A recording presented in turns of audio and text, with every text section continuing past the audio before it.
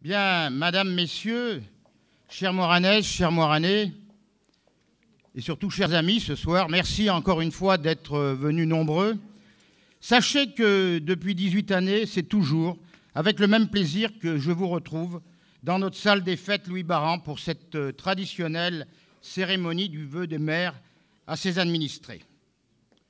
Cette manifestation s'inscrit pour moi comme un temps fort de notre démocratie locale participative, un temps d'échange, de dialogue direct. Et je souhaite ce soir que cela nous permette de mettre l'accent sur ce qui nous rassemble plutôt que sur ce qui nous sépare. Sachez que le rôle d'un maire est parfois complexe. Il faut gérer le présent, mais surtout savoir préparer l'avenir. Or, préparer l'avenir n'est pas une science exacte. Ce travail suppose de concilier un potentiel de doute, de contrainte, mais aussi de savoir saisir des opportunités ainsi que de gérer des menaces. Je ne vais pas m'attarder ce soir sur le potentiel de notre commune, lié à sa situation géographique, au cœur du triangle Grenoble-Lyon-Valence, que tout le monde connaît bien dans la salle. Je ne m'attarderai pas non plus sur nos paysages de montagne, sur l'hospitalité de nos coteaux ou sur la richesse des terres fertiles de l'Isère. Tout cela est bien connu aussi. Le vrai potentiel de Moiran est d'abord et avant tout humain. Les Moiranais, je le sais, sont créatifs, volontaires, engagés. La vitalité de notre vie associative en est la preuve. Et cela démontre la diversité de nos valeurs, de notre générosité qui consiste à savoir communiquer un certain savoir-faire et à le faire partager. C'est vrai, tout d'abord, sur le plan sportif, avec notamment les nombreux succès remportés en compétition dans le courant de l'année 2012. Nous avons eu, d'ailleurs, le plaisir de les récompenser lors de la cérémonie annuelle des trophées sportifs. Et croyez-moi, cet événement s'inscrit maintenant comme une manifestation phare de notre commune en réunissant un grand nombre de personnes dans notre gymnase municipal. Cela a été vrai en sport collectif, avec le rugby, qui en 2012 nous a gratifiés d'une saison exceptionnelle en décrochant le fameux bouclier de champion des Alpes. Merci à la Fraternelle et à leur sympathique président Sébastien Gauzy. C'est vrai également en sport individuel, où nos judokas, nos karatékas et nos champions d'athlétisme, tous les autres, je ne voudrais oublier personne ce soir, se sont encore distingués avec des résultats exceptionnels. Je n'oublie pas non plus, bien entendu, les sports nautiques au travers desquels nos hockeyeurs subaquatiques ont de nouveau brillé au plus haut niveau, champions de France, même si cela semble devenu une habitude ou une véritable routine pour eux. Dans toutes ces disciplines, un point est très positif. Nos petits Moiranais ont la chance de pouvoir s'initier et de pouvoir pratiquer les sports qu'ils ont envie pour s'épanouir et se divertir. Cela est certainement le fruit des efforts que nous avons menés toutes ces dernières années en matière d'équipement sportif. Sur le plan culturel et patrimonial maintenant, le dynamisme des Moiranais est loin de se tarir. Je souhaite, en premier lieu, rendre hommage à l'association Culture et Vie et à son président, René Girard, qui en 2012 ont contribué financièrement, dans des proportions importantes et significatives, à la réalisation et à la pose de vitraux réalisés par le grand artiste, le maître Arcabas. Ces œuvres d'art sont dorénavant des joyaux de notre vieille église. Je salue aussi Moiran de tout temps, l'association SOSmerclinMoiran.org, qui ont pris part à de nombreuses festivités qui ont rassemblé plusieurs centaines de Moiranais cette année. Je salue encore une fois les Compagnons de la Palette, toujours conduits de main de maître par Madame Lucie Farine, qui ont fait en 2012 une nouvelle démonstration de leur grand talent. Mais je serais coupable d'oublier à cet instant l'association Moiran C'est Vivant, notre union commerciale moiranaise, qui s'est distinguée au moment de Cerises en Fête et à Noël avec un salon de grande qualité et avec de nombreuses animations en centre-ville. Il va de soi que notre commerce de proximité joue un rôle absolument indispensable dans la vie et la vitalité de notre commune. Comme vous le voyez, la vie associative de Moiran se porte bien. Sur le plan social, la générosité et l'engagement bénévole des Moiranais dans des associations d'horizons divers et le seul garant d'un lien social étroit, notamment au bénéfice des plus en difficulté, que les collectivités seules ne seraient pas en capacité de maintenir. Je remercie le Secours populaire, les donneurs de sang, les baladins, Amitié Loisirs, Brassens Loisirs, Marie Bernard, les jardiniers de la Borge, pour ne citer qu'elles, pour leur efficacité, pour leur engagement, et surtout l'engagement de leurs bénévoles, dévoués et désintéressés. Heureusement, à Moirans, le bénévolat est toujours bien présent. Le potentiel de Moirans est également, je dois vous le dire, le fruit de son histoire. Une histoire fondée sur le travail de ceux qui en ont fait une cité industrielle au travers du tissage, des tuileries et des papeteries. Ces dernières ont fait vivre, on l'oublie facilement, des familles entières, toujours adossées sur les traditions agricoles qui perdurent encore dans la plaine. Ce travail a su être valorisé par plusieurs municipalités qui se sont succédées. Et je repense notamment à l'ambition visionnaire de M. Louis Baran, qui a su bâtir, avec son homologue vaurépain à l'époque, M. André de Mirlot, la grande zone d'activité économique qui est aujourd'hui Centralpes. Ils appartenaient, il faut le dire, à la catégorie des fourmis plutôt qu'à celle des cigales. Et ils ont légué aux générations qui leur ont succédé un patrimoine économique et industriel qui fait aujourd'hui la fierté de Moirans et la richesse du pays ouaronnais. Ce potentiel a permis à notre commune de disposer de nombreux atouts qui font sa force. En effet, notre population est dynamique, nos entreprises et nos équipements génèrent de l'attractivité.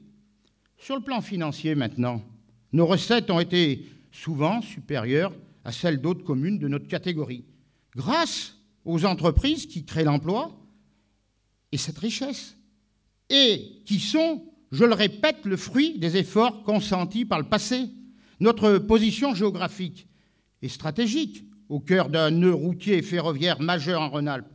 Mais même si ce nœud est incontestablement un atout, il se transforme trop souvent, en même temps, en contrainte et pas des moindres.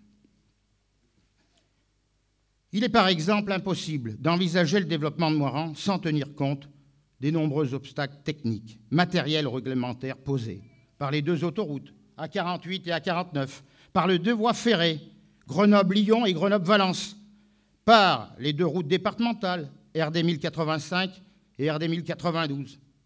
C'est également vrai avec les nombreux pipelines enterrés, les lignes EDF à haute tension qui restreignent la constructibilité de certaines parcelles, tout ceci sans même évoquer l'Isère, la Morge et ses affluents, qui, avec leurs caprices périodiques, pourraient un jour, en cas d'intempéries exceptionnelles ou d'aléas climatiques, nous porter fortement préjudice.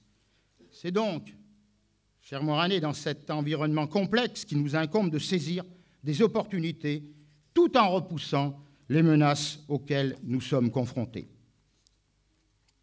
Pardonnez-moi d'avoir été peut-être un peu long à poser ce décor, mais c'était nécessaire pour que chacun puisse comprendre les enjeux que nous devons relever. Se pose alors la question du chemin vers l'avenir que nous souhaitons proposer et dessiner pour Moirans. Une question précise nous est posée. Quelle ville voulons-nous pour le futur? Quel Moirans voulons-nous? À l'heure où le schéma de cohérence territoriale de la région urbaine grenobloise vient d'être adopté, il faudra à tout prix aborder et répondre à une question. Voulons-nous d'une commune dortoir dépendante de Grenoble et des autres territoires? Voulons-nous d'une commune qui serait soumise au diktat, à la pression foncière ou à la loi tyrannique sur la proportion de logement social? Voulons-nous d'une commune sans visage, dans laquelle le commerce de proximité aurait complètement disparu? Voulons-nous d'une commune soumise aux règles d'une poignée de malfrats qui font régner la terreur par la violence face à une majorité de gens honnêtes et qui n'auraient pas le droit de protester? Ou voulons-nous plutôt d'une ville équilibrée, harmonieuse, maître de son destin et de ce qu'elle souhaite devenir? À cela, ce soir, je vous réponds de manière très claire. Je souhaite conserver un Moirans à taille humaine, un Moirans où il fait bon vivre, un Moirans qui a les atouts d'une ville ainsi que les avantages et le confort d'un village de campagne. C'est pour cette raison que je demeure attaché à l'objectif que nous étions fixés de maintenir notre population à un niveau qui ne doit pas dépasser les 10 000 habitants. Le recensement effectué par l'INSEE au 1er janvier 2013 indique que nous sommes désormais aux environs de 8 000 habitants, 7 909 exactement. C'est plus que l'année dernière, mais moins qu'il y a quelques années en arrière. Cela nous informe qu'il y a besoin de logements dans notre commune et que nous devons en construire, mais pas de n'importe quelle manière. Il importe, par souci d'équilibre, que nous puissions proposer des logements adaptés aux différents besoins, respectueux du principe de la chaîne du logement, répondant à tous les publics, qu'ils soient jeunes, moins jeunes ou âgés. C'est pour cela, chers amis, que l'opération de réhabilitation du secteur Le Bourg va débuter en 2013. C'est le bailleur public, la Semcoda, qui d'ailleurs avait déjà construit les maisons jumelées rue du Gaz, qui sera le pilote de cette opération. Vous le savez, la ville s'était portée acquéreuse depuis quelques années des parcelles concernées. Et 36 logements devraient voir le jour, parmi lesquels des logements locatifs sociaux, mais aussi des logements destinés à l'accession à la propriété dans un projet équilibré, selon le principe de la mixité sociale par montée d'escalier. Cela permettra également de créer une voirie qui oxygénera ce secteur particulièrement engorgé aux heures de pointe. J'ai bon espoir aussi que 2013 soit l'année décisive qui fera enfin démarrer les travaux sur le site de la SADAC. Cette friche industrielle, propriété particulière, à l'abandon depuis de nombreuses années, a même fini par devenir dangereuse, avec un incendie dans le courant de cette année qui a occasionné d'importants dégâts et temporairement coupé la rue Stalingrad. Un premier projet de permis de construire a été soumis à la commission d'urbanisme pour la réalisation d'une première tranche de travaux et la création d'une 60aine de logements confiés à la société Trinia. Il s'agira d'appartements de qualité, susceptibles d'attirer toutes celles et tous ceux qui souhaitent le confort d'une habitation dans un immeuble en centre-ville. La nouvelle voirie sous forme de maille qui sera créée afin de desservir ce nouveau quartier permettra également d'améliorer significativement les problèmes de circulation en entrée de ville depuis le viaduc et ouvrira une nouvelle porte d'accès à notre commune. Les aménagements et la végétalisation prévus en feront un espace de vie agréable, tandis que la préservation de la porte Bicaire permettra de conserver la trace de notre riche passé industriel et du riche passé de ce site. Un autre projet est également en cours d'examen. Il devra se poursuivre en 2013 par l'approfondissement de la concertation engagée avec les habitants du quartier. Je veux bien entendu parler de la réhabilitation du quartier Chanlon-les-Fleurs. La ville était évidemment partie prenante de ce projet, que nous sommes parvenus à associer au projet de restructuration urbaine du Pays Voironnais, bien que Chanlon-les-Fleurs ne soit pas labellisé CUX par l'État. Les bailleurs, l'OPAC et Pluralis, auront un rôle majeur à exercer en tant que propriétaires des immeubles et des terrains. Mais la volonté de la ville dans ce dossier est simple et ferme. Nous souhaitons améliorer les conditions de vie des habitants. Un point, c'est tout. Cela signifie logiquement que nous allons être à leur écoute pour définir les orientations qui seront retenues. Une réunion organisée en fin d'année a permis, je l'espère, de permettre et de surtout mettre un terme à des rumeurs infondées ainsi qu'à des manipulations qui commençaient à se répandre. Et je le redis clairement, rien dans ce dossier n'est d'ores et déjà ficelé. Toutes les options sont à l'étude et seront définies conjointement avec les habitants. Je souhaite en tout cas résolument que la réhabilitation du quartier Chanlon-les-Fleurs puisse se concrétiser et qu'elle permette d'apporter le plus tant attendu depuis de nombreuses années par l'ensemble des habitants concernés. Sur un tout autre plan, je fonde aussi des espoirs pour que 2013 permette au secteur de la gare de voir des perspectives nouvelles. Il est tout d'abord urgent de dimensionner notre gare SNCF à la hauteur du rôle qui est aujourd'hui le sien. Il ne s'agit pas d'une simple gare de village qui bénéficierait aux seuls Moiranais. Il s'agit véritablement d'une gare de rabattement, d'un pôle d'échange qui draine des populations qui se déplacent depuis le Pays Voironnais, mais aussi depuis le sud Grésivaudan, la Bièvre et bien d'autres encore. La problématique du stationnement des véhicules des usagers qui rejoignent notre gare avant de se rendre à Grenoble par le train est devenu un véritable casse-tête chinois. Allez en parler aux gens de la rue de Lacoste. Il va bien falloir le résoudre. Conscient de cette réalité, en partenariat avec le Pays Waronnais et le Conseil général, nous nous sommes engagés à réménager cet espace et à créer un parking de stationnement silo pour répondre à la réalité des besoins. C'est une nécessité qui se fait cruellement sentir aujourd'hui, particulièrement depuis que les travaux du sillon alpin et la coupure de la ligne Valence-Moiran occasionnent un afflux massif de véhicules qui dépasse largement, très largement, notre capacité d'accueil.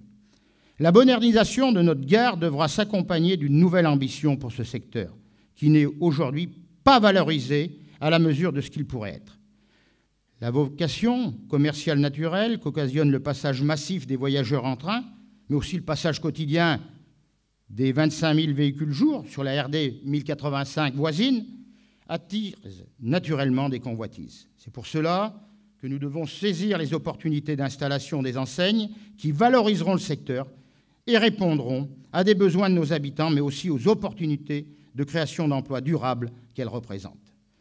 Parce que nous nous sommes toujours posé des vraies questions, parce que nous sommes toujours à la quête d'un équilibre dans le développement de Moiran, nous étudierons la possibilité de créer aussi quelques logements dans ce secteur afin qu'ils deviennent une véritable zone de vie et pas seulement une zone commerciale et de transit froide et austère.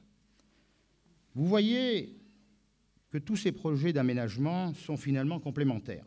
Ils doivent garantir un certain équilibre et répondre à une logique globale d'avenir de Moiran. Cette perspective justifie aussi que nous gardions en tête la nécessité, dans quelques années, d'ouvrir la ville au sud de la voie ferrée Grenoble-Valence. Nous demeurons convaincus, avec ma première adjointe, Marie-Vonne Cussac, que je remercie, que le secteur de la Perelle et ses abords aura un rôle majeur et primordial à jouer dans le futur. Et nous garderons la conviction que l'équilibre de Moiran passera par la réalisation d'un groupe scolaire nouveau dans cette partie. Le fil conducteur de tous ces projets demeure le maintien de notre qualité de vie. Et je le dis avec fermeté ce soir. Je ne serai pas le maire de Moiran qui acceptera de brader le fruit du travail consenti avec mes 3 équipes municipales successives qui m'ont accompagné depuis juin 1995. Je ne serai pas le maire de Moiran qui acceptera que Moiran devienne un déversoir. Que les choses soient claires. J'estime que Moiran a déjà largement donné sa part à la solidarité territoriale et intercommunale. Nous n'avons pas, à ce titre, à avaler des couleuvres dans l'avenir. Nous avons toujours répondu présent. Nous avons répondu présent quand il fallait, en construisant un saut de mouton ferroviaire en centre-ville. Nous avons répondu présent quand il a fallu accueillir la station d'épuration à Cointis, qui draine les eaux usées de toute la partie sud du Voironnais, et pas seulement celle de Moiran. Nous avons répondu présent pour apporter notre large contribution financière avec vos REP, et ce grâce à nos ressources économiques. Voilà pourquoi j'estime que nous avons conquis le droit de dire non et d'être en capacité de revendiquer certaines compensations bien méritées. Voilà pourquoi ce soir je dis également non à la réalisation d'une aire de grand passage pour les grandes migrations des communautés de gens du voyage.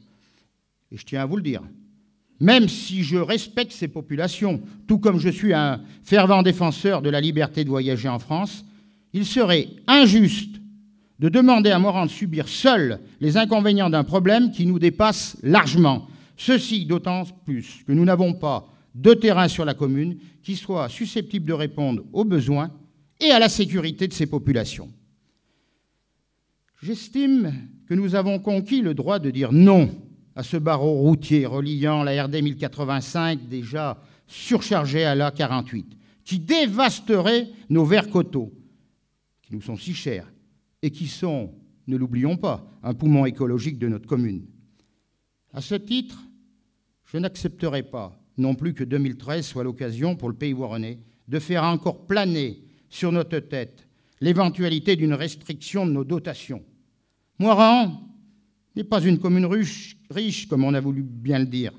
Elle dispose simplement de moyens qui sont l'héritage de sacrifices qu'elle a accepté de consentir pour le bien-être collectif et dont je vous ai déjà longuement parlé il y a quelques instants. Cependant, concernant maintenant la conjoncture et la situation financière générale, je n'ai pas besoin de le dire, nous sommes dans un contexte d'inquiétude et d'incertitude, un contexte de crise hors du commun, dont tout le monde sait que la prudence et la plus grande rigueur dans la gestion des deniers publics sont devenues d'une nécessité absolue. J'ajoute un principe personnel sur lequel je suis depuis longtemps inflexible. Il est irresponsable, dans ce contexte actuel, d'augmenter les impôts et d'accentuer la pression fiscale sur les épaules de nos contribuables. À ce titre, en 2013, comme pendant les 15 dernières années, je ferai tout pour ne pas augmenter les taux communaux d'imposition.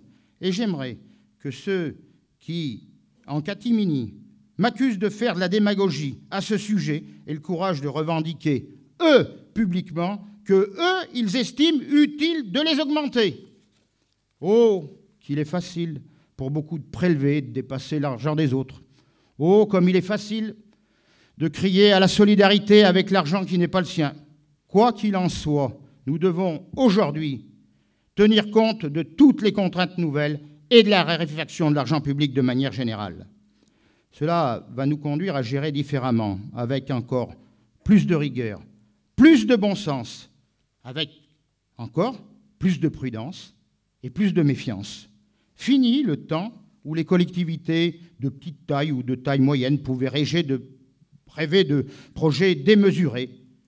Et c'est là où l'intercommunalité devra jouer un rôle prépondérant, avec une vraie mutualisation des services, M. Joël Soulard, avec une prise en charge de la construction et du fonctionnement d'équipements intercommunaux, avec une gestion collective des besoins, notamment en matière sportive et culturelle. Oui, les temps ont changé, à nous de savoir nous adapter aux exigences de l'époque dans laquelle nous vivons. Par le passé, certains ont classé mon action d'élu dans la catégorie des bâtisseurs. Il est vrai que tant à Moirans qu'au niveau du Pays Ouaronnais, avec mes équipes, j'ai eu l'honneur, au cours des mandats que j'ai exercés, de permettre de voir le jour à de nombreux équipements et nombreuses réalisations. Nous avons fait ainsi à Moirans le stade Colette-Besson, la médiathèque Georges Sand, le boulodrome Jean Mounier et dernièrement l'espace Jacques Barfetti, dédié à la jeunesse. Nous avons réhabilité l'ancienne demeure des Frères Paris en mairie annexe. Nous avons réhabilité également notre mairie principale et nous avons modernisé la place Charles de Gaulle, l'avenue Trabia, la rue de Lacoste, la rue Roger du Marais et bien d'autres encore, sans oublier la construction du nouveau collège, la nouvelle gendarmerie, l'agrandissement de la caserne des sapeurs-pompiers et bien d'autres réalisations encore que je ne peux toutes citer ce soir. À ce sujet, même si le passé doit nous donner des repères, il est malheureusement fait trop facilement pour être oublié. Je préfère me tourner résolument vers l'avenir. Voilà pourquoi, en 2013, nous poursuivrons le travail entrepris pour continuer de moderniser Moirans avec toujours le même souci permanent de la qualité de vie de ceux qui y résident. Nous aurons à cœur de répondre à un préoccupant défi, celui de la santé publique. Je suis bien placé pour le savoir en qualité de médecin et pour pouvoir vous en parler. Ce sera l'enjeu prioritaire de la décennie à venir. C'est sous deux angles en particulier que nous aurons à aborder cette importante question, avec la lutte contre les déserts médicaux et la capacité à prendre en charge la problématique liée au vieillissement. Sur ces deux sujets, je souhaite que Moirans soit préparé. Tout d'abord, même si notre commune n'est pas à proprement parler un désert médical, nous savons que le nombre de médecins par habitant n'est tout de même pas sur une pente ascendante. Certains praticiens qui ont cessé leur activité n'ont pas trouvé de successeur. À nous de savoir anticiper ces dynamiques qui sont préoccupantes. Tout comme nous devrons essayer de diversifier l'offre de soins et de continuer à améliorer sa qualité. C'est dans cet objectif que nous développons depuis maintenant quelque temps, en partenariat avec l'ensemble des praticiens moiranais concernés, et sous la houlette du docteur Pichat, que je tiens à remercier publiquement ce soir, un projet de maison de santé pluridisciplinaire. Les études sont en cours de finalisation et au stade dont je vous parle, j'ai bon espoir que ce projet puisse aboutir et voir le jour rapidement. En ce qui concerne la problématique et la gestion de la santé liée au vieillissement, même si Moran n'est pas en retard avec notre maison de retraite, notre foyer logement et nos structures communales de gestion des toujours jeunes à domicile, nous faisons cependant un triste constat. Le niveau de dépendance augmente progressivement et les secteurs existants doivent s'adapter à l'accueil de populations de moins en moins autonomes. C'est pour cette raison que la maison de retraite en particulier doit impérativement se moderniser pour être en capacité de mieux prendre en charge les personnes touchées par la cruelle maladie d'Alzheimer. De même, l'accueil de jour doit pouvoir être développé pour offrir un service qui répond à un véritable besoin pour de nombreuses familles dont la vieillesse et la maladie bouleversent profondément le quotidien.